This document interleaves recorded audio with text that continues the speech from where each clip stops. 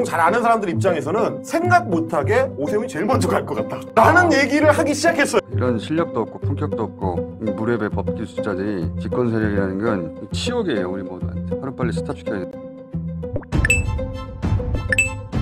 봉지욱 기자의 특종 보도입니다. 앞서 뉴스타파는 윤석열이 후보 시절 신고하지 않은 비밀 선거 캠프를 운영했다는 증언을 공개했습니다. 비밀 캠프에서 보고나 회의, TV토론 준비가 등 선거 운동을 했다면 불법 선거사무소로 인정될 수 있습니다. 뉴스타파는 윤석열 후보 캠프 관계자가 작성해 비밀 사무실로 들고 간 것으로 보이는 TV토론 전략 문건을 다량 입수했습니다. 문건에는 상대 후보였던 이재명 후보를 향한 공격 전략으로 가짜 유능, 거짓말, 폭력성 등의 이미지를 부각시키는 방법이 담겨 있었습니다. 또한 이재명 후보의 허위사실 공표죄와 관련한 트라우마를 자극하는 질문 원칙도 있었습니다. 실제로 5차례 TV토론에서 윤석열 후보는 대장동 관련 질문을 집요하게 했습니다. 네, 정말 인간 같지도 않은 짐승과 같은 자들입니다. 사람이 아닙니다. 관련해서 봉지욱 기자는 대통령 임기 중에는 공소시효가 멈춘다는 것이 대법원 판례다. 공직선거법 위반의 공소시효는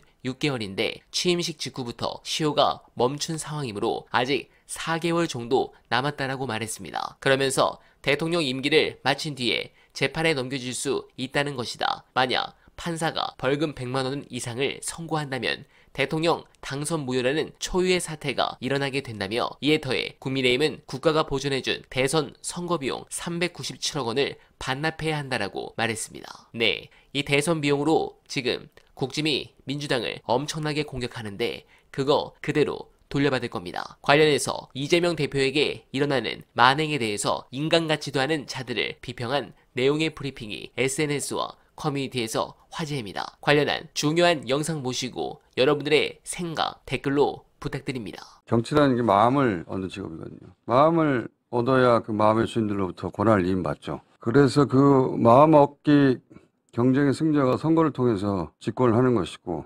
그리고 그 마음을 얻으려고 했던 말들, 약속한 바를 실행하고 그 결과로 평가받고 그 권한이 연장되기도 하고 중지되기도 하는 게 현대민주주의의 작동 기본 원리인데 이 집권 세력은 그럴 생각이 없어요. 그냥 경쟁자가 죽여버리면 된다고 생각하는 거예요. 어떻게? 자기들은 법기술자들이니까 법기술로. 그런데 경쟁자나 라이벌이라고 칭하기에는 한동훈 대표의 여론조사 차기 대권주자 너무 이재명 대표에 비해서 낮게 나오던데요. 그러니까 더 죽여야 되는 거죠. 법기술로 경쟁자의 목을 딴다. 이게 현 집권 세력의 유일한 작동 방식입니다. 야당 상대로 한 게 그거밖에 없잖아요. 정치를 한 적이 단 한 번도 없어요. 처음부터 지금까지 검찰의 칼로 이재명 목을 딴다. 이거 말고 야당을 상대로 한 게 뭐가 있어요. 그러니까요. 이제 임기 후반인데. 그 어떤 인격적인 혹은 뭐 도덕적인 품격도 기대할 수가 없는 무례배예요. 무례배. 시정자 빼고. 제대로 된 부서라면 이들에게 모욕감을 느끼게 합니다. 이 전통 가치 중시하는 보수를 저열한 야바위 수준으로 시정자빼 무례배 수준으로 격화시켰다고 모욕감을 느껴야 해요. 야당 대표가 보수 제1주자가 다음 대선을 정치가 아니라 사법이 대신 결정한다. 그런 말도 안 되는 장면을 보면서 이렇게 하면 안 된다. 사법이 정치를 대선해서는 안 된다. 대신해서는 안 된다 말을 해야 되는데 그게 아니라 이제 저 자리가 내 거다. 이재명 감옥에 쳐넣으라고 오히려 신나게 박수를 치고 있지 않습니까? 얼마나 초라해요. 비겁하고. 그런다고 그 자리 자기 거 안 됩니다. 자, 경쟁자를 법으로 죽여서 다음 대선을 자기가 먹겠다는 발상은 국민들의 다음 정부에 대한 선택권, 그 헌법적 권리를 약탈한다는 점에서 저는 사법의 탈을 쓴 구태타라고 계속 얘기하는 바입니다. 이런 실력도 없고 품격도 없고 무례배 법기술자들이 집권 세력이라는 건 치욕이에요. 우리 모두한테. 보면 볼수록 하루빨리 스탑시켜야 돼. 네, 공감합니다. 특히 한동훈 정말 후한무치합니다. 이 문제가 불거진 건 지난 5일입니다. 일부 정치 커뮤니티를 중심으로 국민의힘 당원 게시판에서 작성자 한동훈으로 검색하면 김건희 여사는 개목줄 채워서 가둬놔야 돼 등 윤두찬 부부 비방글 200여 건이 나온다는 이야기가 나왔습니다. 그리고 이날 밤 한 보수 유튜버가 이를 방송하면서 급속도로 퍼져나갔습니다. 그리고 현재는 보름이나 지났습니다. 현재 한동훈이 이렇게 나가고 있는 것은 아무래도 가족이 작업을 했을 가능성이 높기 때문에 그렇습니다. 가족은 주민번호를 다 알고 있고 핸드폰을 통한 본인 인증도 인증번호를 알려달라고 하면 됩니다. 아니면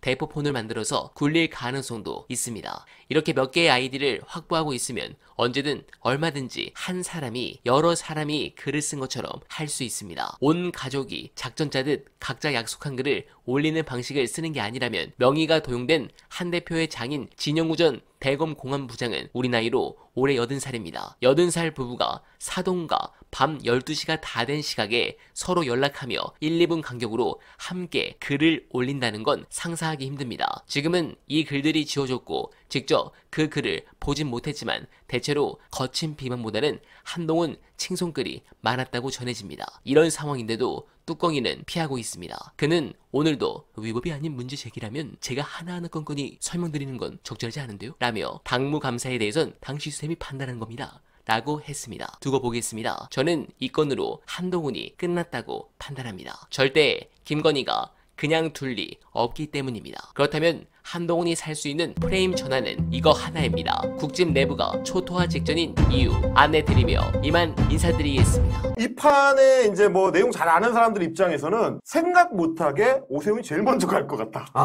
라는 얘기를 하기 시작했어요. 예. 왜냐면 정황이 너무 완벽하게 들어맞아. 네. 틀거리에. 일단 뭔가 이게 정치자금법에 걸려가지고 문제가 되려면 뭘 받아야 됩니다. 정치인이 정치인 아닌 사람이나 뭐 정치인한테서는 하여튼 뭐 정당하지 못한 방법으로 뭔가를 받아야 돼요. 받았죠. 여론조사를 뭐 적어도 수백만 원 내지 수천만 원 정도의 가치를 하는 여론조사를 받았습니다. 그리고 돈을 안 줬죠. 이것부터 벌써 문제인데 네. 심지어 돈을 나중에 줬습니다. 네. 근데 누가 줬느냐? 김모 씨라는 후원자가 돈을 줬어요. 그럼 오세훈 씨의 입장에서 내가 준 거 아니잖아. 검찰이 바보입니까? 그게 누가 준 거야? 네가 준 거지. 정치자금법 문제 걸릴 때 항상 그렇게 걸리는 거예요. 쿠션 줘서 준다고 안 걸리는 게 아닙니다. 지금 뭐냐? 오세훈이 뭘 받았다. 여론조사 받았죠. 그 돈을 김모라는 사람이 줬다. 특정됐죠. 금액도 강혜경 씨가 있기 때문에 특정이 됩니다. 그러면 이거는 빼박이에요. 검찰에 확보된 자료. 제가 계속 이준석 때도 강조를 하지만 부정을 한다고 없어지지 않아요. 그리고 이게 보도가 됐다는 얘기는 검찰이 다 확보한 상태에서 내용을 다 알고 흘려준다는 얘기예요. 그럼 여러분 우리가 왜 보수 괴멸이라고 얘기하냐면 이 국면에서 여론조사가 핵심이다라고 저희도 처음부터 얘기했어요. 예. 근데 이 여론조사를 고리로 명태균은 난 돈 안 받았다라고 주장하지만 사실이 아니라는 게 지금 다 나오잖아요. 네. 그럼 구조가 다 똑같습니다 지금. 일단